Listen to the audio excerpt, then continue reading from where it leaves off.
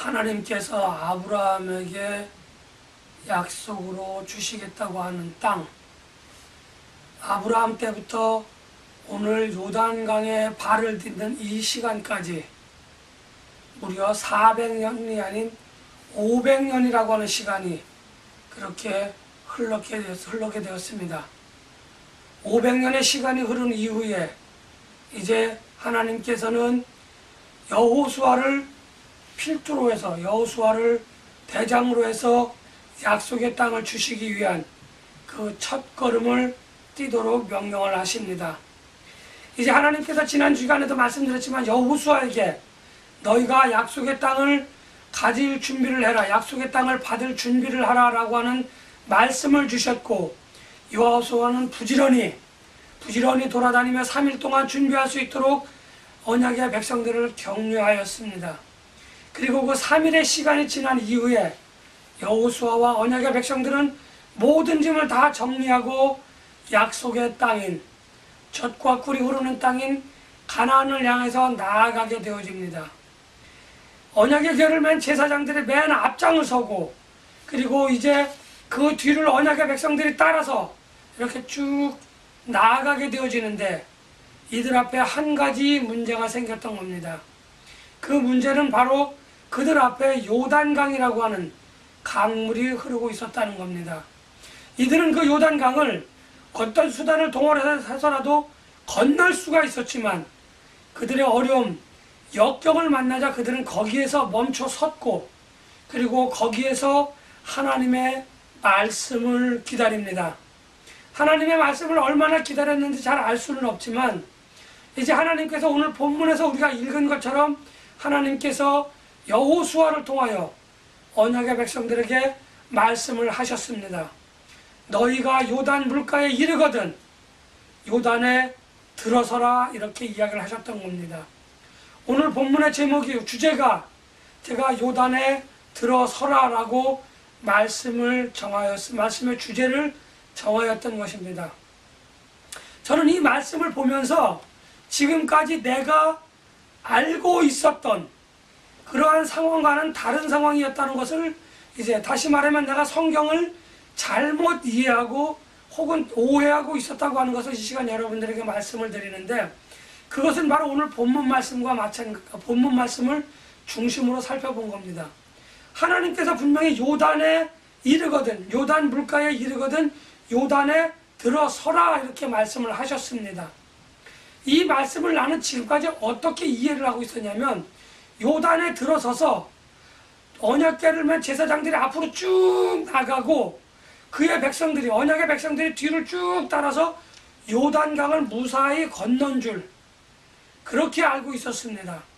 그런데 오늘 영어 성경을 가만히 보다 보니까 영어 성경에 그 부분에 뭐라고 하냐면 shall stand still in the Jordan 이렇게 되어져 있습니다. 스틸이라고 하는 단어를 가만히 생각해 봤다고 하는 겁니다. 그래서 이것을 생각하면서 도대체 이 단어가 무슨 의미인가, 우리가 생각하는 그 의미인가, 일반적인 영어의 의미인가, 아니면 또 다른 의미를 가지고 있는 것인가, 한참 생각을 하고 이렇게 저렇게 고민을 하다 주석을 몇 가지 찾아보니까 뭐라고 나와 있냐면은, 제사장들이, 언약궤를 맨 제사장들이 요단강 물가에 들어가서 거기에 멈춰 서 있었다는 거죠. 왜 멈춰 섰냐면 그들이 요단강 바깥으로 나가면 다시 물이 흐를 수 있었다라는 거예요. 그래서 하나님께서는 제사장들에게, 언약궤를 맨 제사장들에게 너희는 요단강 안에 멈춰 서 있고, 언제까지? 언약의 백성들이 다 지나갈 때까지 너희는 멈춰 서 있으라고 하는 겁니다. 이 요단강과 홍해를 우리가 가끔 비교를 하게 되어지는데, 어쨌든 간 언약궤를 맨 제사장들이 맨 앞장을 서서 맨 먼저 요단강에 들어섰고, 요단강의 흐름이 멈췄다는 겁니다. 그 흐름이 멈췄다고 하는 것은 요단강이 얼어붙었다는 얘기가 아니라 언약의 백성들이 지나가야 될 그 길만큼은 흐름이 멈추면서 그 강바닥이, 젖어있던 강바닥이 바짝 말라서 언약의 백성들이 지나가는 동안 어느 누구도 신발에 젖은 흙이 묻지 않았고 옷에 젖은 흙이 묻지 않았고, 그들이 끌고 가던 수레나 기타 다른 것에 젖은 흙이 묻지 않았다는 겁니다. 다시 말하면 땅이 바짝 말랐다는 겁니다. 물이 멈춤과 동시에 이스라엘 자손들에게, 언약의 백성들에게 오늘 이 사건은 너무너무 큰 사건이에요.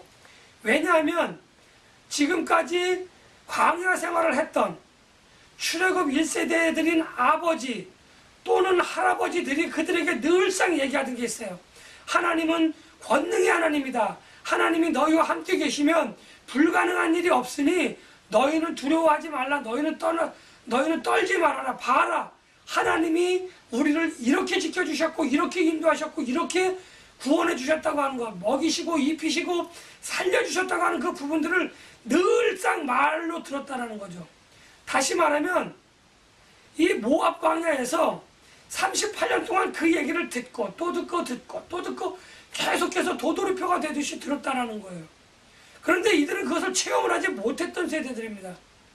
그런데 이들 앞에서 지금 우리 아버지, 우리 할아버지가 나에게 했던 그 이야기의 그 하나님의 권능이 지금 그들 앞에 실현이 되고 있는 겁니다.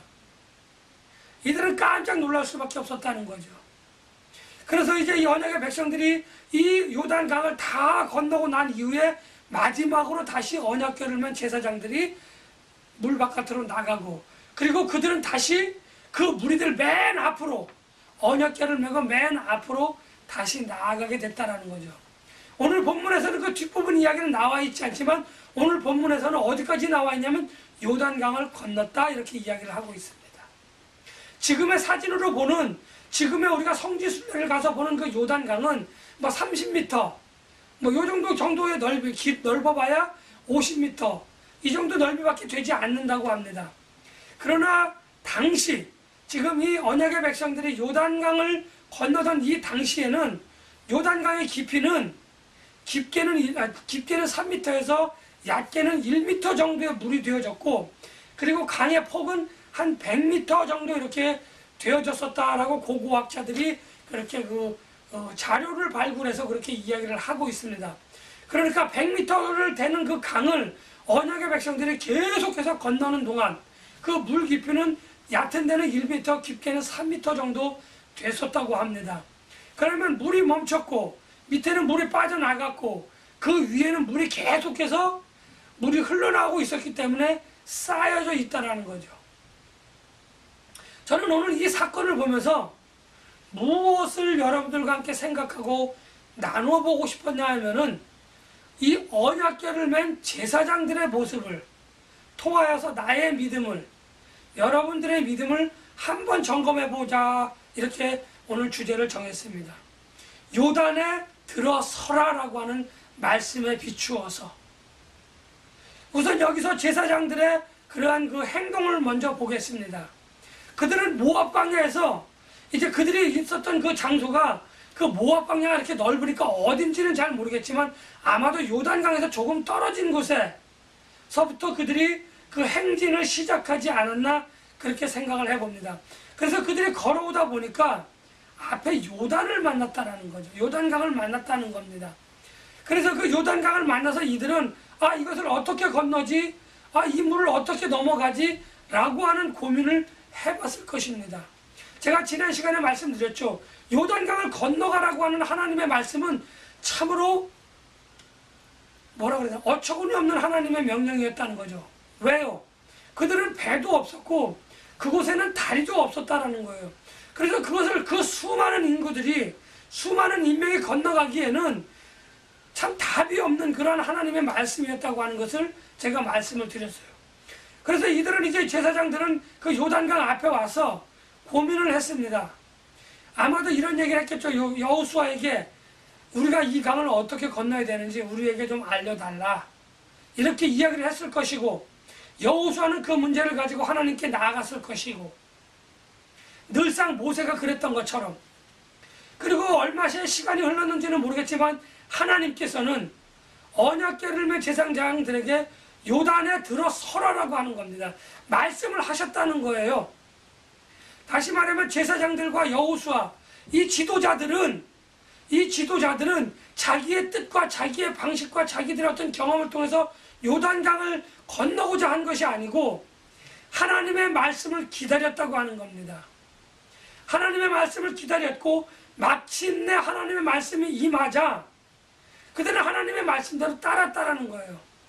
하나님의 말씀을 따라서 요단강 중간쯤에 가서, 아니면 중간을 더 갔는지 중간을 덜 갔는지 그 위치는 알 수 없지만 대략적으로 요단강 안에서 그들은 가던 발걸음을 멈춰서 서 있었다는 겁니다.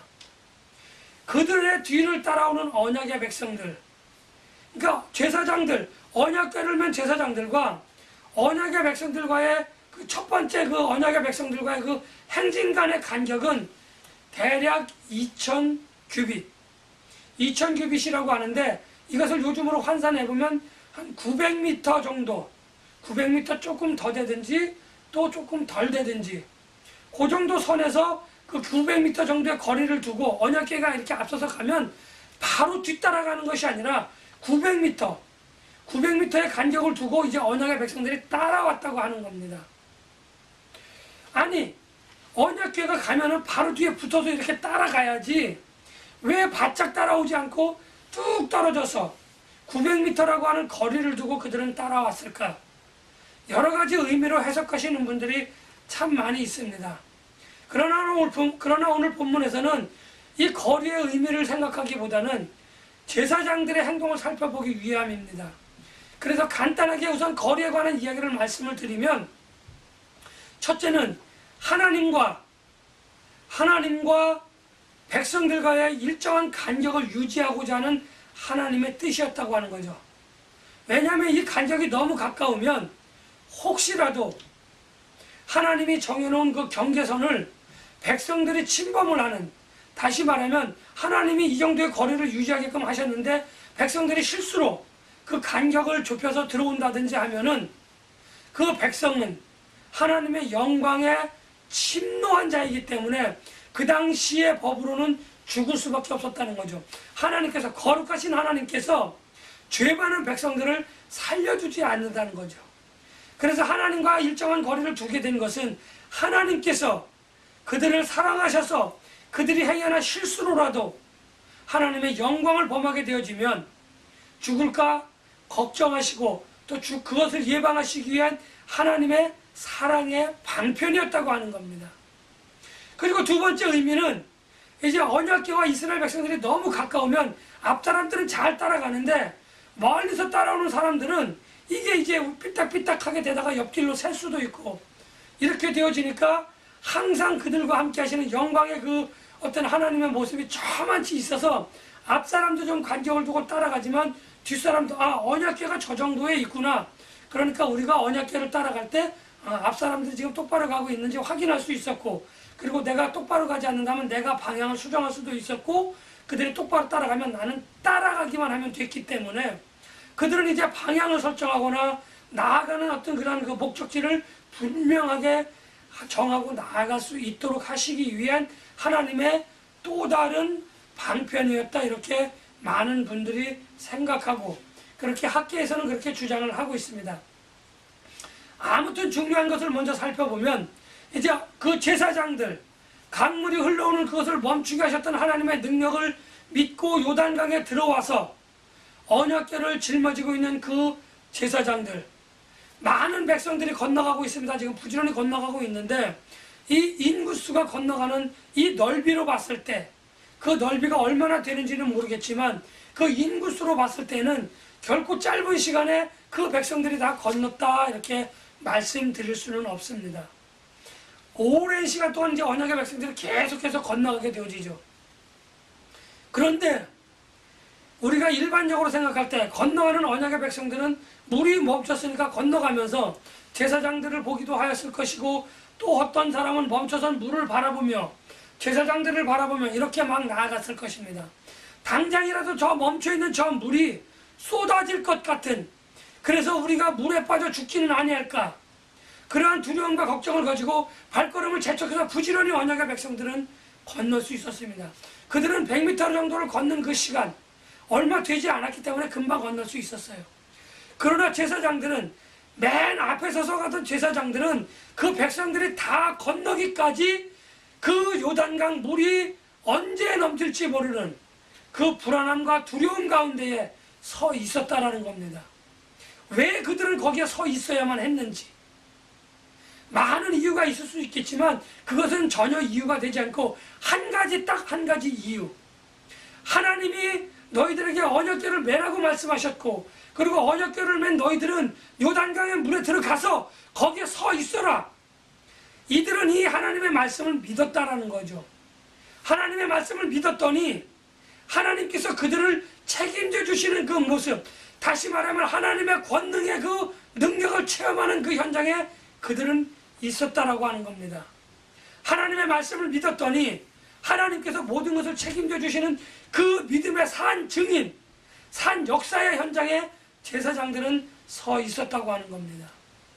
그들은 거기에 하나님의 말씀이 있었기 때문에 서 있었고, 그들은 자기의 생명을 내버려두고 두려운 마음으로 있었겠죠.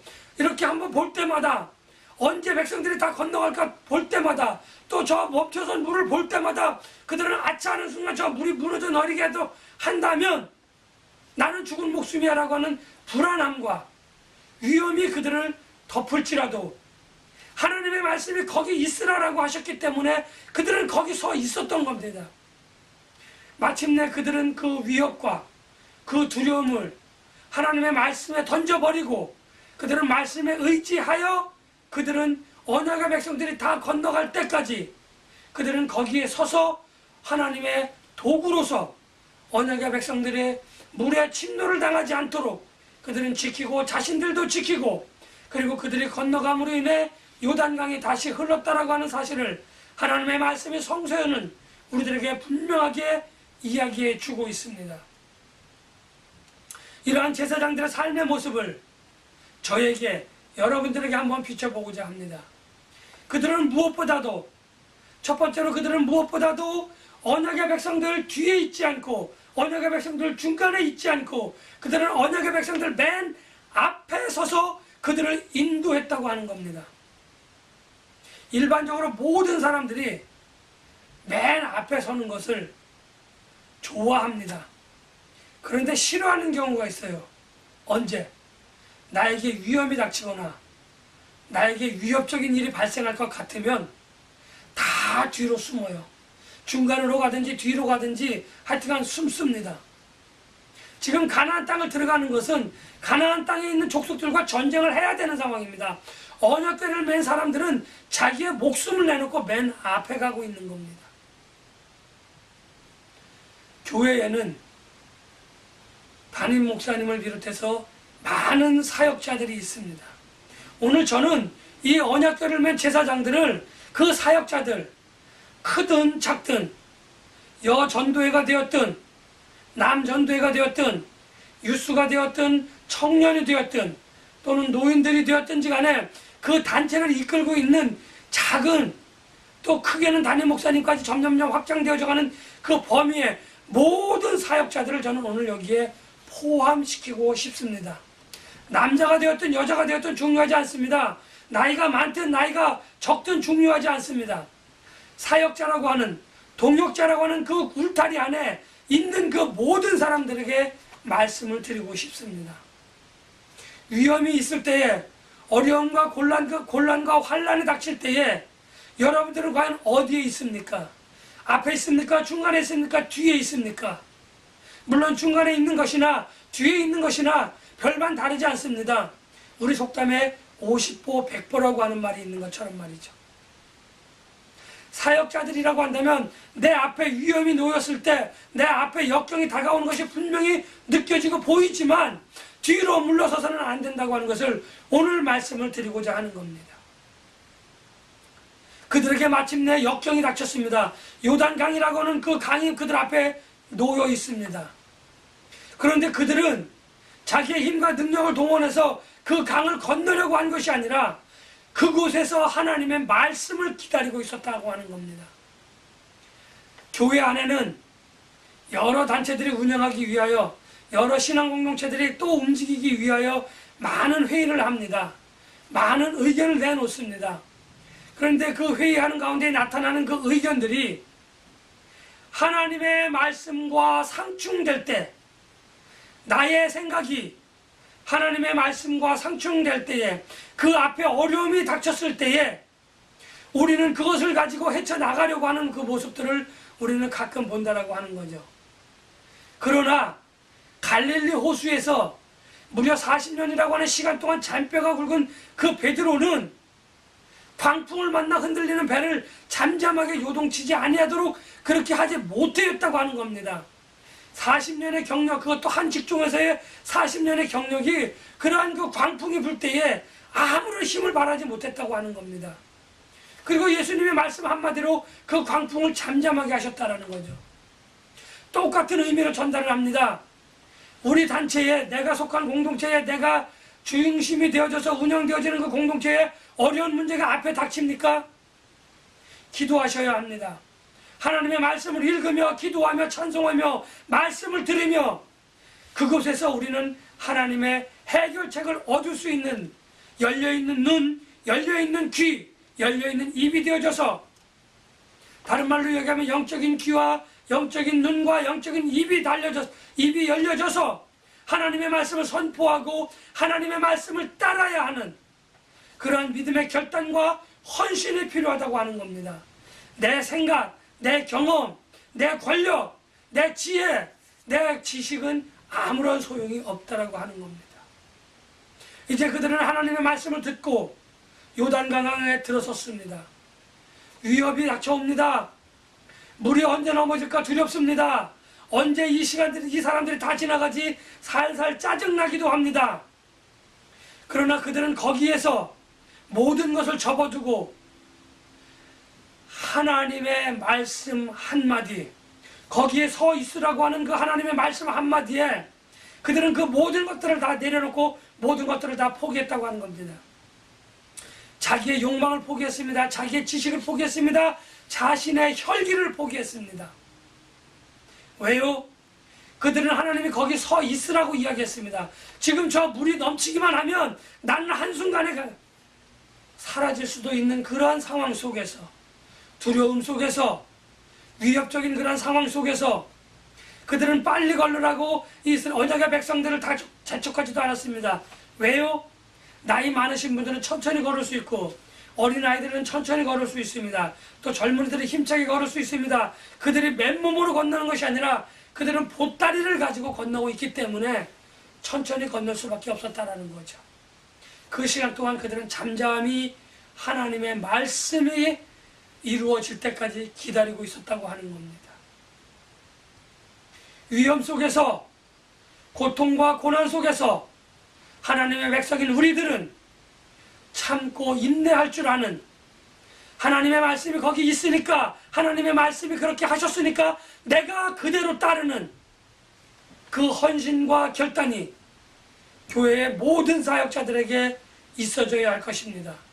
그 단계가 없었다고 한다면 그들은 약속의 땅을 그들은 유업으로 받지 못했을 것이라고 하는 그 말씀을 들으면서 오늘 저와 여러분, 이 말씀을 듣는 모든 분들은 하나님의 말씀이 거기 있으라고 했으니까, 하나님의 말씀이 그렇게 하라고 했으니까, 하나님의 말씀이 유효기간이 언약의 백성들을 다 건널 때까지 있으라고 했으니까 그때까지 참고 기다릴 줄 아는 믿음의 헌신과 결단을 통하여 하나님의 언약을 유업으로 받는 여러분들과 제가 되시기를, 모든 분들이 되시기를 예수님의 이름으로 간절히 축복하며 기도합니다.